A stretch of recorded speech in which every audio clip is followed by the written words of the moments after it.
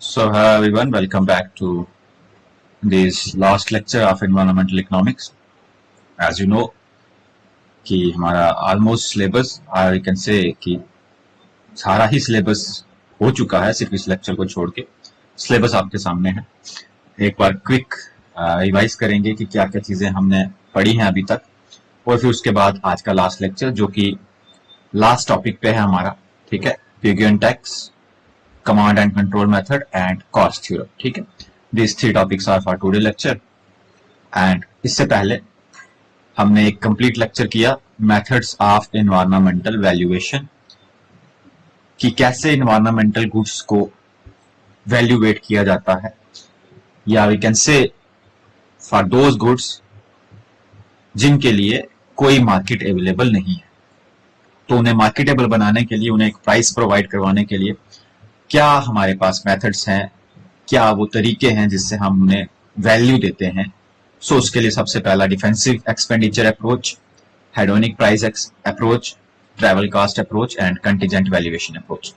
ये चारों ही हमने इससे पहले वाले लेक्चर में कवर किए। ठीक है, यहां तक इससे पहले का जो लेक्चर था उसमें मेजरमेंट ऑफ इन्वायरमेंटल वैल्यूज को हमने कवर किया था कि इन्वायरमेंटल वैल्यूज किस तरह की हैं, non use and non use. ठीक है, इस तरह की चीजें उसमें हमने डिस्कस की। और मैंने लास्ट लेक्चर में भी बताया कि सिर्फ एक ही टॉपिक मैंने स्किप किया है इस पूरे सिलेबस में से, that is sustainability concept and indicator, same as जो आप पढ़ते हैं इन्वायरमेंट में। सस्टेनेबिलिटी का कंसेप्ट और किसने दिया, क्या कंसेप्ट है, इसके इंडिकेटर्स क्या है, सस्टेनेबल डेवलपमेंट गोल्स की बात करें हम, वो इसमें आप पढ़ेंगे। इसलिए क्योंकि इसमें कुछ एज सच था नहीं जो इजिली अवेलेबल नहीं था, तो मैंने इसे स्किप किया। ठीक है, इसे मैंने कवर नहीं किया। इसके अलावा जितना भी सिलेबस है वो हमने कवर किया है, और आज हमारा इस सिलेबस का लास्ट टॉपिक है, that is cost theorem, Pigouvian tax and control and command methods. Basically अब सारा पढ़ने के बाद हम इस लास्ट लेक्चर में ये पढ़ने वाले हैं कि क्या पोल्यूशन को कंट्रोल किया जा सकता है, और वी कैन से क्या इस एक्सटर्नलिटीज को, ठीक है, जो हम इस पर्टिकुलर सिलेबस में पढ़ के हटे हैं, कि इस एक्सटर्नलिटीज को क्या कंट्रोल में किया जा सकता है। अगर कंट्रोल में किया जा सकता है, मिनिमाइज किया जा सकता है, इंटरनलाइज किया जा सकता है, so what are the methods, और we can say what are those approaches, जिसमें सबसे पहले कॉस्ट थ्योरम आता है या कॉर्सियन अप्रोच हम इसे कहते हैं। फिर पिग्यू टैक्स या पिग्यून टैक्स इसे कहते हैं, इसे सिन टैक्स के नाम से भी हम जानते हैं। Then the last one is command and control method, जो कि किसी अप्रोच के अंडर नहीं आता। ये दोनों एक कैटेगरी की अप्रोच है और ये अलग कैटेगरी की अप्रोच है, यानी इसमें गवर्नमेंट डायरेक्ट इंटरवेंशन करती है और यूज करती है अपनी पोजीशन एंड पावर्स को टू कंट्रोल दिस एक्सटर्नलिटीज, और वी कैन से पॉल्यूशन और any other evil effect on environment. सो ये एक छोटा सा इंट्रोडक्शन हमने किया इसके रिगार्डिंग। एक बार फिर से मैं आपको बता दूं, ठीक है, जल्दी से टॉपिक स्टार्ट करेंगे, ज्यादा टाइम वेस्ट नहीं करेंगे। हमारा एप्लीकेशन जो है डिस्क्रिप्शन में उसका लिंक है, प्लस हमारी वेबसाइट का लिंक भी डिस्क्रिप्शन में है, जहां पे हमने इसके अलावा जितने भी यूनिट्स पढ़े हैं, मेजर 3 यूनिट्स के कोर्स अवेलेबल हैं इस हमारी एप्लीकेशन पे, that is JK economy, monetary and financial economics, public economics. ठीक है, पहली चीज। इसके अलावा मॉक टेस्ट, क्योंकि अब आपका एग्जाम आपके पास आ रहा है, ठीक है, आप एक मंथ से कम ही टाइम जो है आपका रह चुका है, तो मॉक टेस्ट उसमें अवेलेबल है, आप वो अटेम्प्ट कर सकते हैं वहां जाके। JK economy, monetary economic, public economics, इन तीनों के नोट्स वहां पे अवेलेबल हैं। इससे अलावा ये जो पीडीएफ आप देख रहे हैं, ठीक है, ये पब्लिक एनवायरमेंटल इकोनॉमिक्स की, इसका पीडीएफ भी आपको वहीं पे अवेलेबल होगा। ठीक है, पीपीटी पूरी वहीं पे अवेलेबल होगी। कहाँ पे? हमारी मोबाइल एप्लीकेशन में, लिंक डिस्क्रिप्शन में है। इसके अलावा टेलीग्राम पे आप ज्वाइन कर सकते हैं, इसका लिंक भी डिस्क्रिप्शन में है हर एक अपडेट के लिए। ठीक है, नाउ ज्यादा टाइम वेस्ट नहीं करेंगे, डायरेक्टली हम चलेंगे अपने टॉपिक पे, that is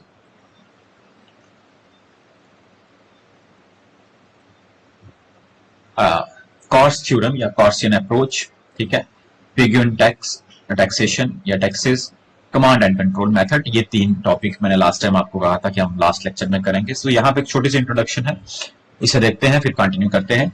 so the कॉर्सियन approach और cost theorem suggest that individuals can resolve externalities problems, कि लोग या इंडिविजुअल्स या सिटीजन्स या पीपल सॉल्व कर सकते हैं एक्सटर्नलिटीज की problem and achieve an efficient outcome through, किससे?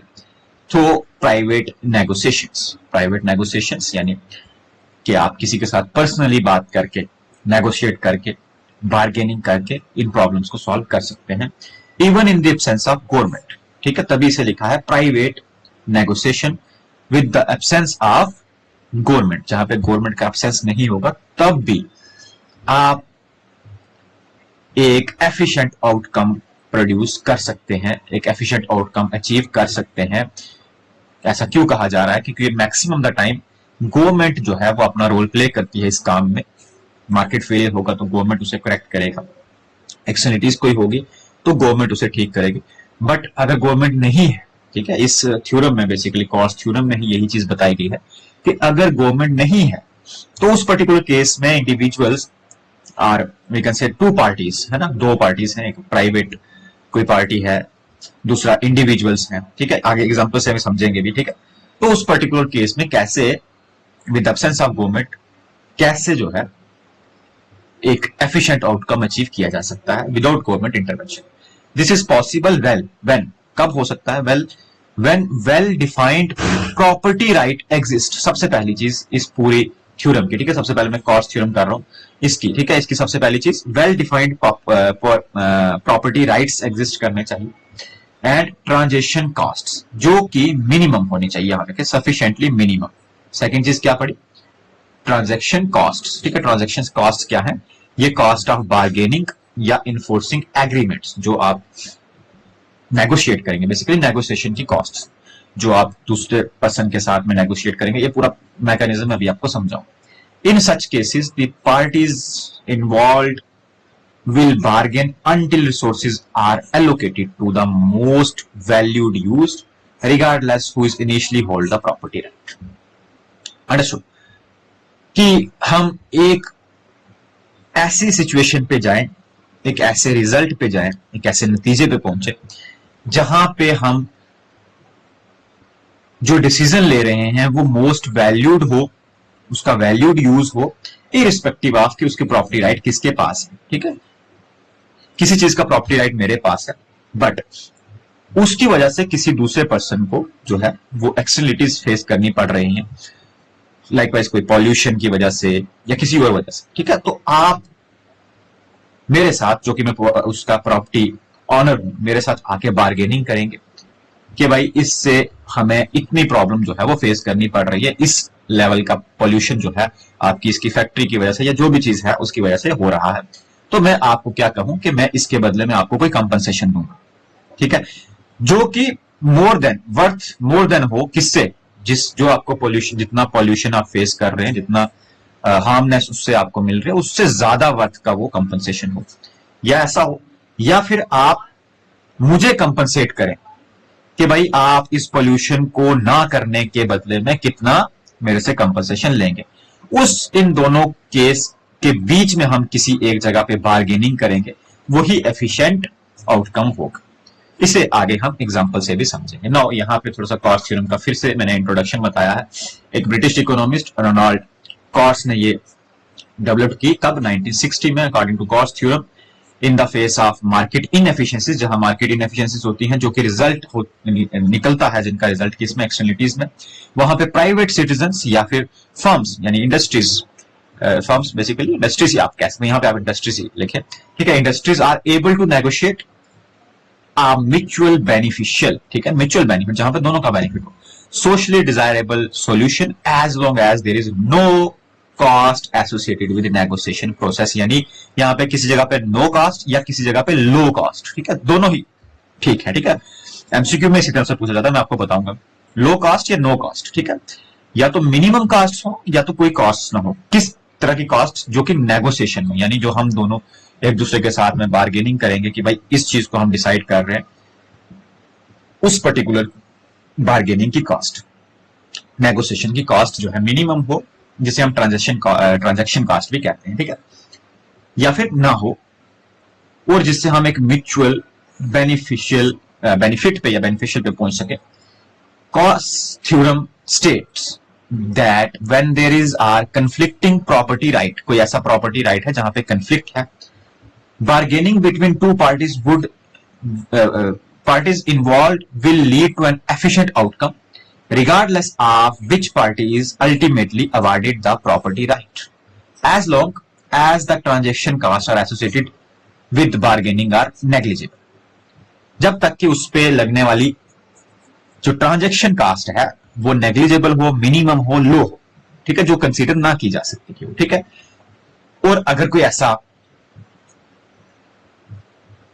कंफ्लिक्ट है जहां पे कोई प्रॉपर्टी राइट अभी तक डिसाइडेड नहीं है, ठीक है, when there is conflicting property right, किसी का प्रॉपर्टी राइट किसी चीज के ऊपर नहीं है, लेकिन उसकी वजह से एक पर्सन जो है वो उसकी वजह से एक्सटर्नलिटीज फेस कर रहा है, तो उस केस में हम क्या करेंगे, बार्गेनिंग करेंगे बिटवीन टू पार्टीज, जो दो पार्टीज हैं, जो एक एक्सटर्नलिटीज क्रिएट कर रही है और दूसरा जो एक्सटर्नलिटीज फेस कर रही है, उन दोनों के बीच में बार्गेनिंग करके एक ऐसे आउटकम पे पहुंचेंगे जो कि एफिशिएंट होगा। अब आगे ध्यान से सुनिए इस थ्योरम के की आइडियाज, ये कहीं से मुझे ठीक लगे तो मैंने यहां पे ऐड किए। सबसे पहला जो मैं आपको बता चुका हूं, वेल डिफाइंड प्रॉपर्टी राइट, सबसे पहले हमें प्रॉपर्टी राइट्स असाइन करना है। This theorem assumes that property rights are clearly defined and enforced. This means that individual or entitled have ownership or control over resource and their rights are legally recognized. ठीक है, सबसे पहले तो जिस चीज के ऊपर जो चीज एक्सटर्नलिटीज क्रिएट कर रही है उसका प्रॉपर्टी राइट डिसाइड होना चाहिए, वेल डिफाइंड होना चाहिए। सपोज दैट कोई रिवर है, ठीक है, कोई पॉन्ड है, ठीक है, जिसमें कि यहां पे कोई इंडस्ट्री है जिसकी वजह से उसका जो आउटकम आ रहा है, उसका जो वेस्ट आ रहा है वो रिवर में जा रहा है और रिवर को पोल्यूट कर रहा है। उसी रिवर और पॉन्ड से कुछ यहाँ पे जो एक गांव है वहां के लोग जो है उसे उसका पानी यूज करते हैं, या उसके जो वहां के रहने वाले लोग हैं उसे यूज करते हैं, जिसकी वजह से एक एक्सटर्नलिटीज जो है वो क्रिएट हो रही है, इसका रिवर का पानी, पॉन्ड का पानी जो गंदा। लेकिन उससे पहले इनकी ऑनरशिप जो है वो डिसाइड होनी चाहिए, किसके, रिवर की और पॉन्ड, सबसे पहली चीज। दूसरी, low transaction cost. The theorem also assume that cost of negotiating and enforcing agreement between two parties are low. Transaction cost include search cost जैसे finding other party, ठीक है, दूसरी पार्टी कौन है जो इससे इफेक्ट हो रही है, बार्गेनिंग कॉस्ट, नेगोशिएशन के टर्म्स जो होंगे, and enforcement, ensure compliances with the agreement, जो एग्रीमेंट्स बनेंगे, कंप्लायंसेस बनेंगे, उनके ऊपर जो खर्चा होने वाला है, इन्फोर्समेंट कॉस्ट। इन तीन कॉस्ट को मिला के हमने कौन सी कॉस्ट बनाई, ट्रांजेक्शन कॉस्ट, ठीक है। कभी कभी डायरेक्टली पूछ लेते हैं ट्रांजेक्शन कॉस्ट में क्या क्या आएगा, bargaining cost, enforcement cost and transaction cost, ना ट्रांजेक्शन कॉस्ट नहीं, यहाँ पे नेगोशिएटिंग कॉस्ट, ठीक है, तीन कॉस्ट, ये याद रखना। थर्ड, एफिशिएंट बार्गेनिंग होनी चाहिए। When property rights are well defined, सब पता चल गया कि ये रिवर किसकी है, ये पॉन्ड किसका है, डिसाइड कर लिया हमने, ठीक है, mutually. The transaction cost are low, फिर ट्रांजेक्शन कॉस्ट जो है वो लो हो। दूसरी चीज, parties will be able to negotiate and come to a mutual beneficial agreement through this negotiation they can internalize the externalities and achieve an efficient allocation of resource, meaning that the cost and benefits of externalities are fully accounted for in their decision. Third और fourth point इसका most important, no need for government intervention, ठीक है। Cost theorem कहती है कि there is no need for government intervention, जैसे कोई tax लगाने की जरूरत नहीं, कोई सब्सिडी देने की जरूरत नहीं, कोई रेगुलेशन लगाने की जरूरत नहीं, to correct this externalities. Understood.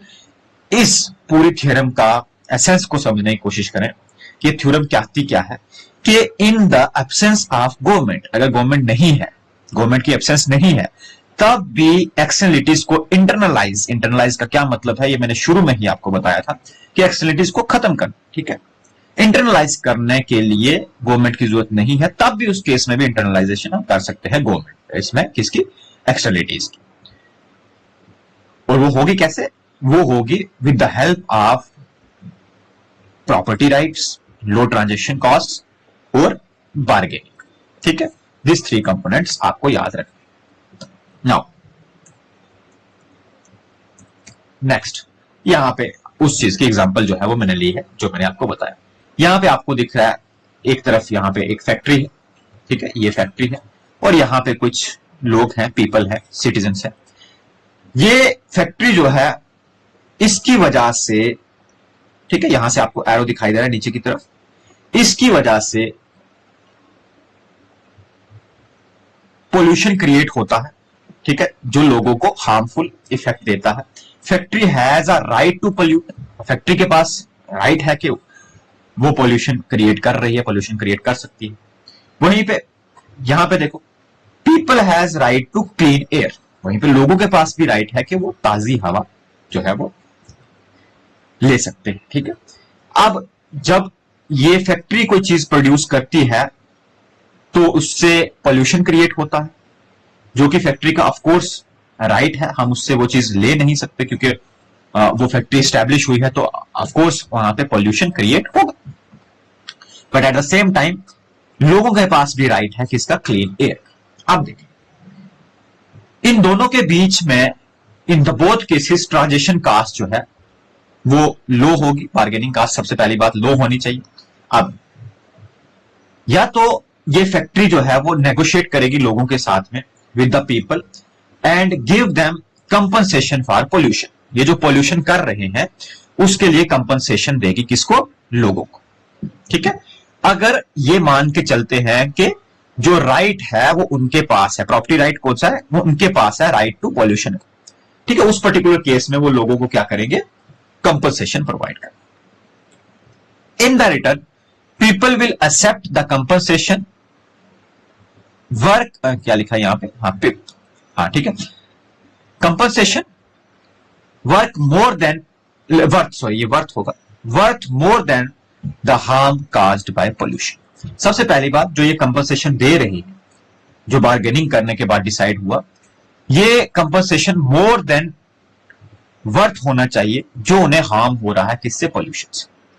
या इसका अपोजिट ऐसे हो सकता है, अगर प्रॉपर्टी राइट असाइन है किसको, पीपल्स को, इन पीपल सिटीजन्स को, ठीक है, लोगों को, तो ये कंपनसेट करें किसको, इंडस्ट्रीज को, कि वो कितना कंपनसेशन लेंगे, कितना पैसा लेंगे, ताकि वो जो पोल्यूशन क्रिएट कर रहे हैं उससे कम कर सके, मिनिमाइज कर सके, बंद कर सके। अंडरस्टूड। फिर ये दोनों एक म्यूचुअल पॉइंट पे जाएंगे जहां पे ये एक्सेप्ट करेंगे कि फैक्ट्रीज जो है, ये फैक्ट्री है, ठीक है, फैक्ट्री जो है वो इतना पोल्यूशन क्रिएट करेगी, ठीक है, उससे ज्यादा नहीं करेगी। और अगर वो पीपल्स वाली साइड से होता है तो लोग इतना कंपनसेशन देंगे इन्हें ऐसा करने के लिए। या फिर दूसरी तरफ से एक म्यूचुअली डिसाइड हुआ कि इंडस्ट्री अपनी मर्जी से इतना पोल्यूशन जो है वो क्रिएट करेगी और इसके बदले में इतनी कंपनसेशन जो है वो इन लोगों को देगी, ठीक है। ये चीज होगी तब जब सबसे पहले ट्रांजैक्शन कास्ट जो है वो मिनिमम होगी, ठीक है, वो लो होगी या नो होगी या मिनिमम होगी, फर्स्ट सबसे पहली चीज। और यहां पे कोई गवर्नमेंट इंटरवेंशन नहीं है, प्रॉपर्टी राइट सबसे पहले असाइन होगा, उसके बाद ट्रांजैक्शन कास्ट लो होगी, तो एक म्यूचुअल कंसेंट पे लोग जो है वो क्या करेंगे, पॉइंट पे आएंगे, वहां पे डिसाइड करेंगे कि ये जो है हमारा एप्रोप्रिएट डिसीजन। कंडीशंस क्या है कॉस्ट थ्योरम की, आपके सामने, clear and enforceable property rights, low transaction cost, small number of property, सबसे बड़ी बात स्मॉल नंबर ऑफ प्रॉपर्टीज, यानी एक जो पोल्यूशन या एक्सटर्नलिटीज क्रिएट कर रहा है, फर्स्ट थिंग, और दूसरा जिसके ऊपर इसका इफेक्ट हो रहा है, या मोर देन 2 या मोर देन 3, लेकिन ये ज्यादा पार्टीज नहीं होनी चाहिए। स्मॉल नंबर ऑफ पार्टीज जो है, या पार्टीज होगा, प्रॉपर्टीज लिखा हुआ मैंने, ठीक है, पार्टीज, ठीक है, पार्टीज आर देयर, ठीक है, small number of parties are there, ठीक है, तभी ये जो कॉस्ट थ्योरम है वो एप्लीकेबल होगा, काम करेगा, ठीक है, ये पहली चीज। अब इसके क्रिटिसिज्म, सबसे पहला, अगर हाई ट्रांजैक्शन कास्ट है तो ये काम नहीं करेगी, तो बार्गेनिंग नहीं होगी, तब गवर्नमेंट की इंटरवेंशन चाहिए, ठीक है। यानी हाई ट्रांजैक्शन कास्ट को इस तरह से समझे आप कि जब लोगों को बार्गेनिंग करने के लिए ही ज्यादा कॉस्ट देनी पड़ रही है, ट्रेवल करके जाना पड़ रहा है, उस प्रॉपर्टी राइट को या उस जो एग्रीमेंट हुआ है उसे इन्फोर्स करने के लिए ज्यादा खर्चा आ रहा है, तो उस केस में ये लॉ जो है वो एप्लीकेबल नहीं, ये थ्योरम जो है काम नहीं कर। दूसरा, डिस्ट्रीब्यूशनल इशू, यानी प्रॉपर्टी राइट असाइन करते टाइम, जैसे रिवर की बात मैंने दी, पॉन्ड की बात मैंने एग्जांपल ली, उस केस में डिस्ट्रीब्यूशनल इश्यूज जो है वो आएंगे, किसको राइट जो है असाइन किया जाए। फिर आसिमेट्रिक इंफॉर्मेशन, यानी इनकम्प्लीट इंफॉर्मेशन होती है इस केस में, कि लोगों के पास प्रॉपर इंफॉर्मेशन नहीं होती। और last one is multiple externalities, कि एक जगह से हो सकता है मल्टीपल एक्सटर्नलिटीज जो है वो क्रिएट हो रही हो, तो आप किसी एक को इंटरनलाइज कर सकते हैं, ठीक है, इंटरनलाइज कर सकते हैं। सारी एक्सटर्नलिटीज को आप इस थ्योरम के थ्रू जो है इंटरनलाइज नहीं कर सकते, खत्म नहीं कर सकते, एड्रेस नहीं कर सकते, क्योंकि हो सकता है कुछ का प्रॉपर्टी राइट ही असाइन ना हो सके, कुछ में ट्रांजेक्शन कास्ट हाई हो, कुछ की इंफॉर्मेशन एसिमेट्रिक हो, तो मल्टीपल एक्सटर्नलिटीज में ये एप्लीकेबल नहीं है। तो ये कुछ क्रिटिसिजम्स हैं इस पर्टिकुलर कॉस्ट थ्योरम के। नाउ वी हैव पिग्यून टैक्स या फिर सिन टैक्स के नाम से इसे जानते हैं। छोटा सा ही टैक्स है, इसके ऊपर टेक्स्ट है हमारे पास। So Pigouvian tax is a tax placed on any good which creates negative externalities. आप ये कोई बार्गेनिंग, जैसे आपने देखा किसमें, कॉस्ट थ्योरम में, वैसे कोई बार्गेनिंग करके किसी एक एफिशिएंट पॉइंट पे आने वाली बात इसमें नहीं है। इसमें डायरेक्टली गवर्नमेंट क्या करेगी, हाँ, गवर्नमेंट को ही सजेशन बेसिकली एसी पिग्यू ने दी कि वो डायरेक्टली इंप्लीमेंट करे क्या, और टैक्स इंप्लीमेंट करे, और इसकी रियल एग्जांपल्स मैं आपको बताऊंगा कहां कहां पे ये टैक्स यूज हो रहा है आज के टाइम पे, ताकि हम एक्सटर्नलिटीज को कम कर सके, जहां पे एक्सटर्नलिटीज क्रिएट हो रही है, negative externalities. The aim of Pigouvian tax is to make the price of goods equal to the social marginal cost and create more socially efficient allocation of resources. इस tax का काम क्या है कि जो प्राइस है, किसी भी चीज का प्राइस है, किसी भी गुड का प्राइस है, उसको इक्वल किया जाए किसके, सोशल मार्जिनल कॉस्ट के, जो लोग बेयर कर रहे हैं कॉस्ट, जितनी कॉस्ट लोग बेयर कर रहे हैं उतना प्राइस भी चीज का रखा जाए। यानी कि कोई चीज बनाई जा रही है, उसके साथ एसोसिएटेड जो मार्जिनल सोशल कॉस्ट है, जो सोसाइटी को बेयर करनी पड़ रही है, वो ज्यादा है, लेकिन उस चीज का प्राइस पे आप उस कॉस्ट को कंसीडर नहीं कर रहे। ठीक उसी तरह जैसे हर चीज को बनाने में कुछ फैक्टर्स ऑफ प्रोडक्शन यूज किए जाएंगे, जैसे लैंड, लेबर, कैपिटल, एंटरप्रेन्योर, तो इनके ऊपर जो खर्चा होगा वो इस चीज, जो चीज बन रही है, उसके प्राइस में इंक्लूड होगा। अंडरस्टूड? लेकिन अगर जो सोसाइटी को नुकसान हो रहा है, जो सोशल मार्जिनल कॉस्ट एसोसिएटेड है उस चीज को बनाने में, अगर वो प्राइस में एसोसिएट नहीं है, तो प्राइस हमेशा कम होगा, मार्जिनल सोशल कॉस्ट ज्यादा होगी। तो पिग्यून टैक्स कहता है हम टैक्स लगा के इस प्राइस को इक्वल करेंगे मार्जिनल सोशल कॉस्ट की, ताकि जो सोसाइटी बेयर कर रही है, जो खर्चा, जो कॉस्ट सोसाइटी बेयर कर रही है, वो रिफ्लेक्ट हो प्राइस के अंदर, ठीक उसी तरह जैसे अदर कॉस्ट को रिफ्लेक्ट किया जाता है प्राइस के अंदर। Understood? It is named after economist Arthur Pigou who developed a concept of externalities in 1920s। क्या कहते हैं ये एक्सटर्नलिटीज के ऊपर? इन्होंने एक आर्टिकल लिखा,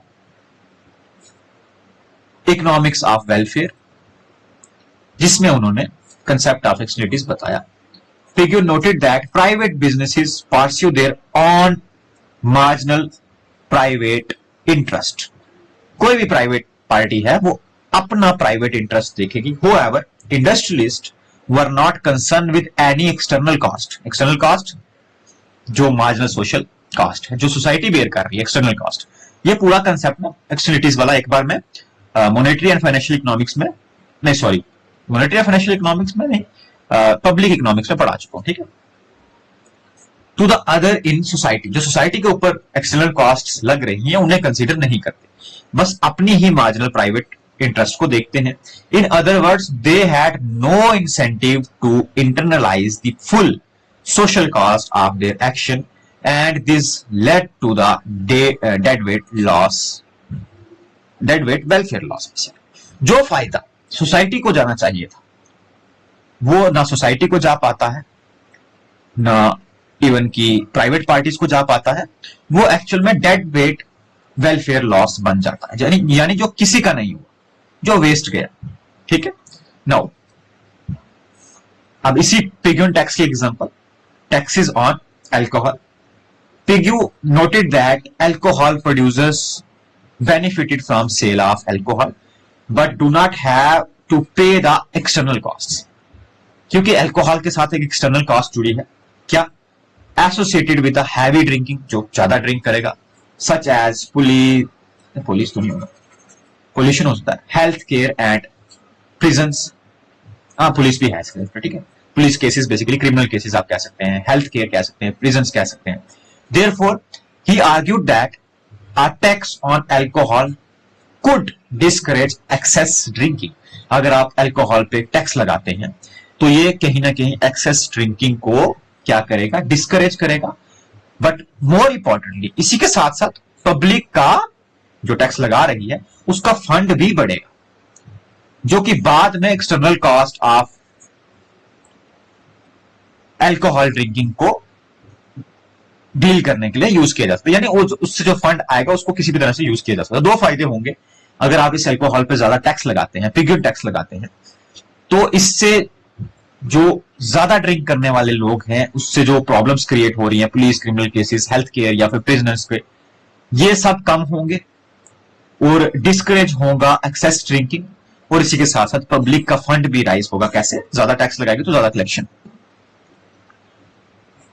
A piggyback subsidy work on the same basis if a good has positive externalities.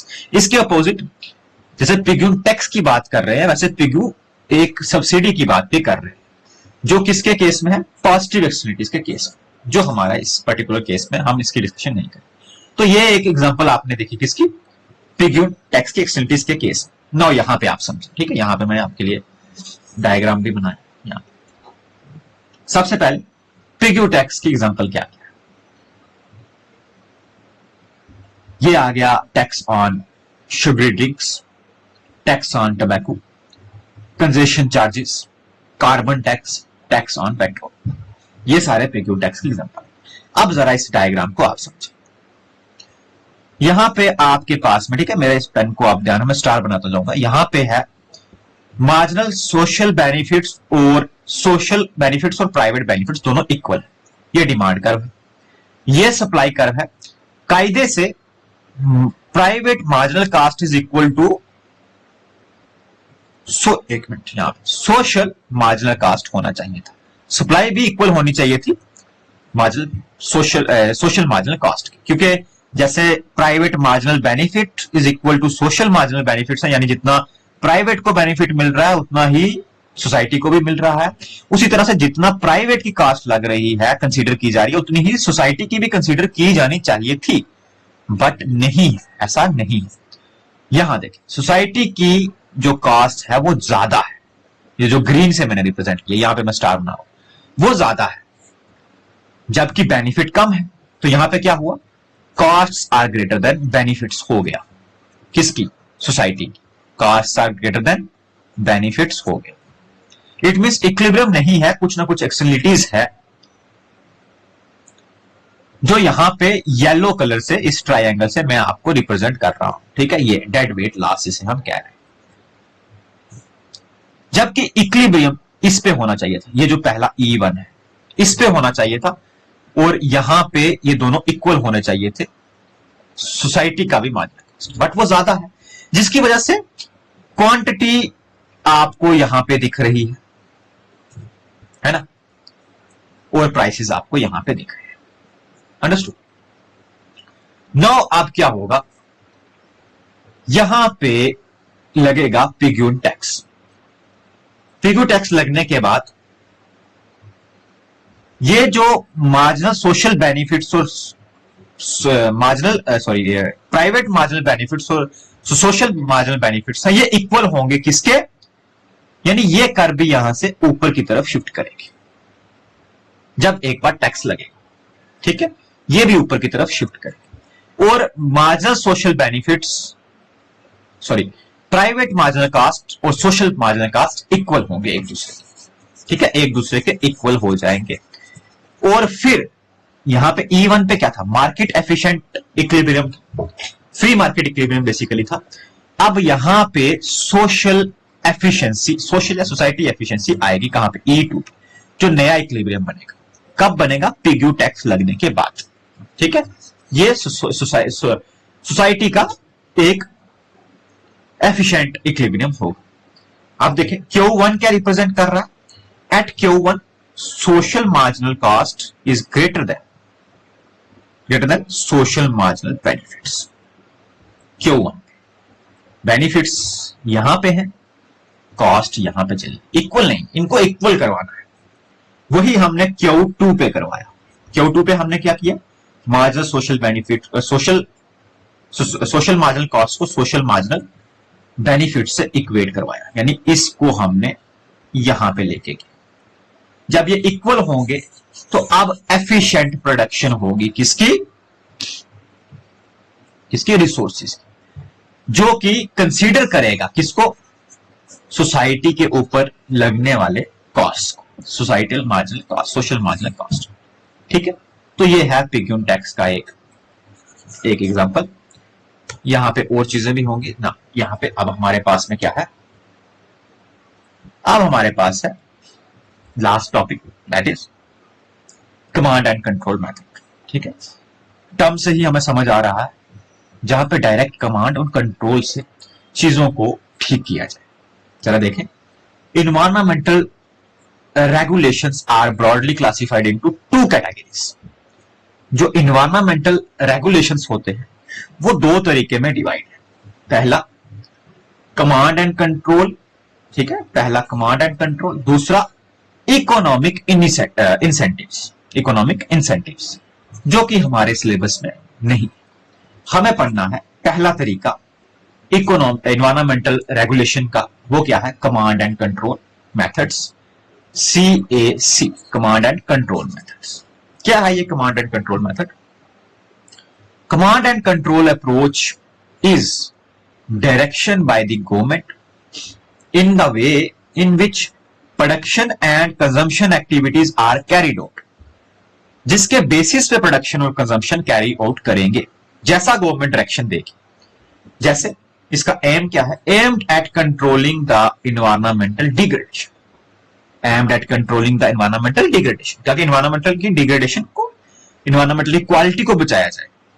Government को पता चला कि एक पर्टिकुलर चीज जो है वो ज्यादा हार्म कर रही है सोसाइटी को भी, इवन की इन्वायरमेंट को भी, तो गवर्नमेंट क्या करेगी, डायरेक्ट उसकी प्रोडक्शन के ऊपर कंट्रोल लगा देगी।